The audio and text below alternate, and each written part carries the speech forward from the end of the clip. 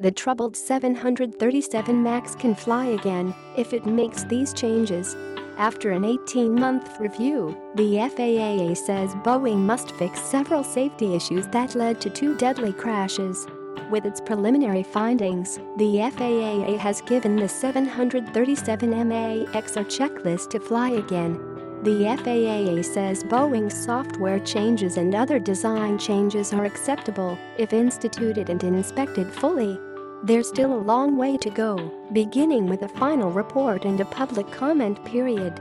After 2 terrible crashes, a year-plus grounding, and preliminary flight tests, the Federal Aviation Administration (FAA) has issued a list of changes it will require before the troubled Boeing 737 MAX can hope to fly the friendly skies again. Boeing grounded the 737 MAX when its complicated software failed in similar ways on 2 flights in 2018 and 2019 that crashed and killed a combined nearly 350 people. The question of re-certifying the 737 MAX has been debated on multiple parameters, like whether the plane's outdated computers can handle the software Boeing has packed in to try to solve this problem. Anything the FAA formally decides will be open to public review. In the preliminary findings released August 3, the FAA explains some of the details in the report's background. From the report, this thorough review has taken more than 18 months and included the full-time work of more than 40 engineers, inspectors, pilots, and technical support staff. The effort represents more than 60,000 FAA hours of review, certification testing, and evaluation of pertinent documents. During the examination period, FAA assessors focused on the Maneuvering Characteristics Augmentation System, or MCAS, a controversial piece of flight control software that's largely to blame for the Boeing 737 MAX's 2 high-fatality crashes.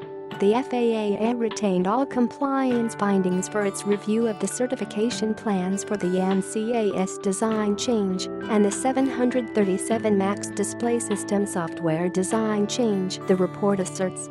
Learn more about the bizarre hardware on the Boeing 737 MAX. After listing a dozen sub-factors that contributed to both fatal crashes, the FAA says it believes Boeing's action plan includes all contributing factors in those crashes and all the additional concerns the FAA has voiced. Through a thorough, transparent, and inclusive process, the FAA has preliminarily determined that Boeing's proposed changes to the 737 MAX design, flight crew procedures and maintenance procedures effectively mitigate the airplane-related safety issues that contributed to the Flight 610 and Flight 302 accidents. Dealing with defective or inadequate software, in this case the MCAS system, has a ripple effect.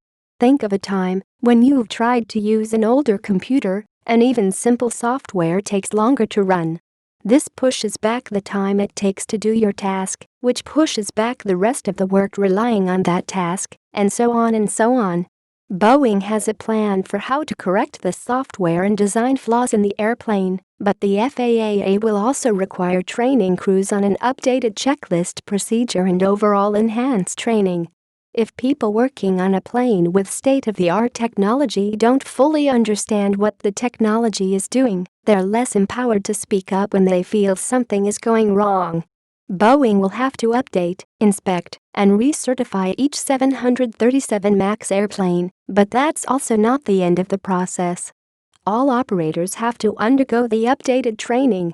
Boeing also must make and distribute the materials that FAA inspectors need to ensure their fleet planes meet the requirements so that anyone who works on a 737 MAX knows what to look for. And that's all just for the return to service in the U.S. Safety organizations in other countries have threatened not to honor the U.S. finding. We'll see if other national safety audits follow this one.